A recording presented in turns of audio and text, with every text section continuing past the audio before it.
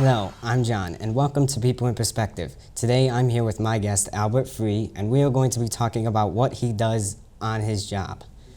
So, what inspired you to be an airline pilot? It's probably the only job I ever wanted to do in my life.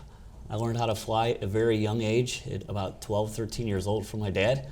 Growing up, my mom was taking lessons in a 172. I was in the back seat, so it's something I always wanted to do. I've never wanted to sit in the office. I've proven I can't sit in an office. That little lizard's right. If you do something you love, you never have to work a day in your life. All right. What was a typical day of training like? Typical day of training, where I'm at now is, first of all, it's about 2.5, 3 weeks of ground school, and then about 10 days of simulator. So a typical day in a simulator is you show up, noon, brief for an hour and a half, 2 hours, go into sim, take turns. You have a sim partner. This typically, if you are an initial hire, he is going to be a co-pilot like you. If you're going to upgrade to captain, he's going to be a captain like you. You take one turn as either the flying pilot or the non-flying pilot. The flying pilot flies the aircraft. The non-flying pilot monitors and assists.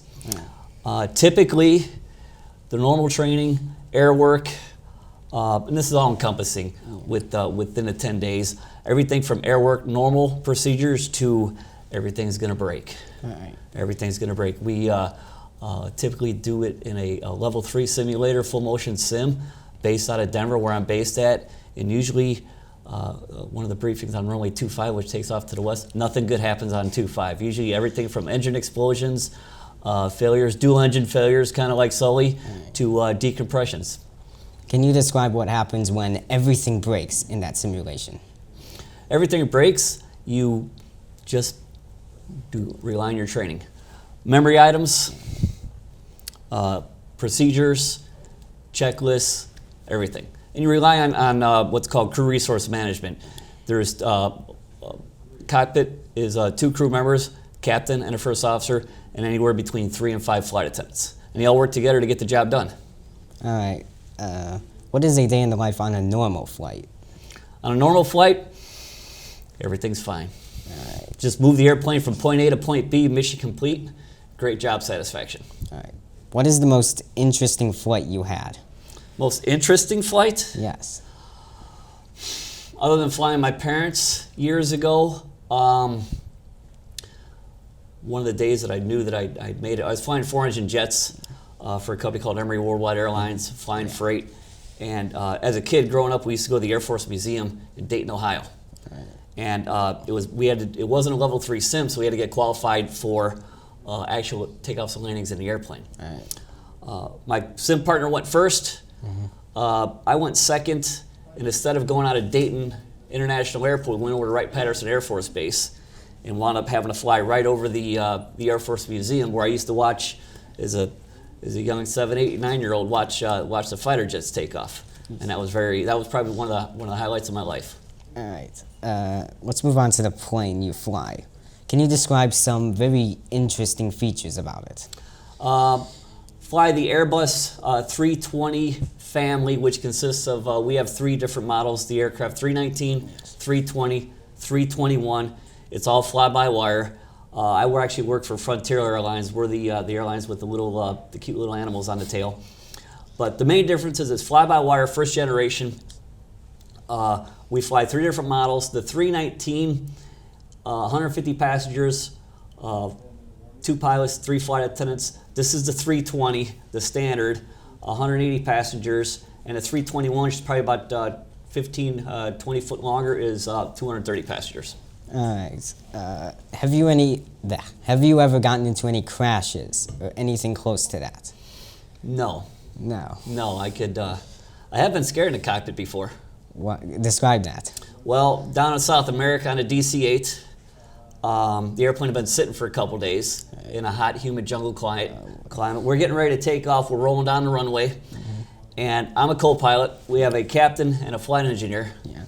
Right at rotation speed, a big giant spider comes and lands on my shoulder. Oh. I started to scream like a schoolgirl. The flight engineer hit it with his checklist. You know where it landed? Where? Right on the captain's neck. Oh. He slaps it again. It rolls up. It lands on the ground and climbs behind the circuit breaker panel. Yeah. Scariest takeoff I ever had in my life. All right. Have there ever been any annoying passengers? Yes. Describe it.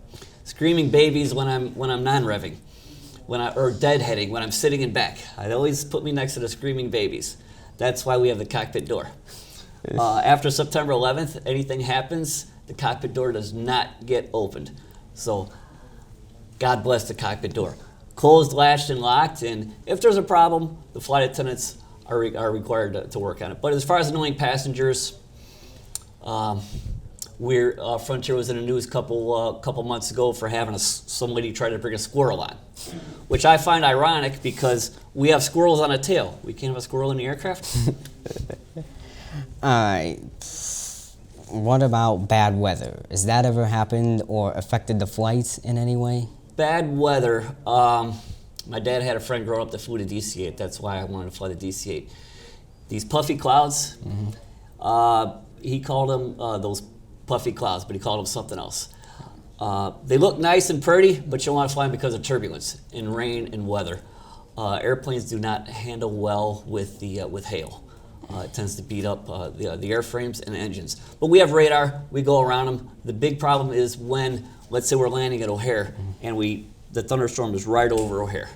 But as far as rain, snow, and ice, the airplanes fly right through it. No problem. So what happens if a thunderstorm comes and just wipes right by your airplane and you're stuck in it?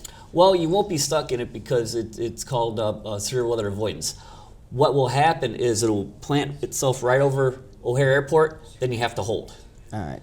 And then we could either wait till it passes or divert to our alternate. The big problem is wind shear on final when it's coming and everything's fine, and then it rolls through. But we have wind shear avoidance, and we have wind shear prediction, wind shear detection, which is based on computers and a radar. All right. So what about other pilots? How good are they? Not as good as me. Not as good as you. What makes you better? I have an ego. What makes confidence? Confidence. The fact that everybody has an ego to keep in check. The fact that I know that I'm a good pilot. All right. Well, what about the company? Anything about that? Company Frontier Airlines, they've been in business for in its present form for 25 years. Before that, another 30, 40 years. Frontier Airlines, actually, the first Frontier shut down in the mid-'80s, went bankrupt, and they started up, but we're doing well. Moved to a low-cost carrier. Our aircraft, typically our 321s have 230 seats in them. United American, their 321s don't have as many because we have one class seating, they have first class. All right. Well, thank you for joining us on the show. I'm John, and this has been People in Perspective. Thank you for having me. You're welcome. All right.